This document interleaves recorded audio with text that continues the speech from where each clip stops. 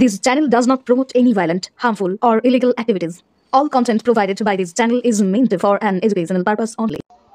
আবারও বাউরিয়ার রাস্তায় টোটো দৌরাত্ম্য দিন দিন যেন সাধারণ মানুষের কাছে আতঙ্কের কারণ হয়ে দাঁড়াচ্ছে টোটো।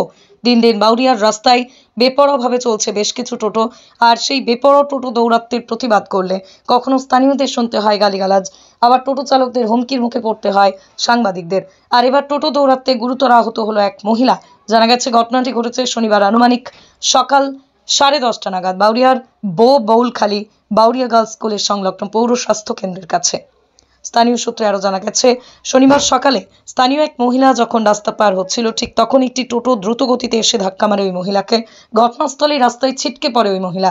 পরে স্থানীয়দের সহায়তায় টোটোর ধাক্কায় আহত ওই মহিলাকে চিকিৎসার জন্য নিয়ে যাওয়া হয় Bauria fort Gloster state general হাসপাতালে, কিন্তু সেখান থেকে ওই মহিলাকে স্থানান্তরিত করা হয় উলুবেড়িয়া শরৎচন্দ্র চট্টোপাধ্যায় মেডিকেল কলেজ হাসপাতালে।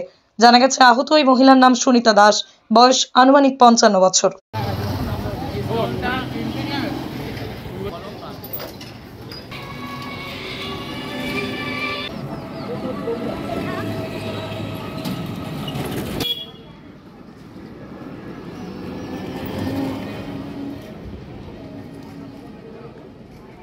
রেজিস্ট্রেশন হবে না, ওর ভুল হলে ওর ভুলটা দেখবে না।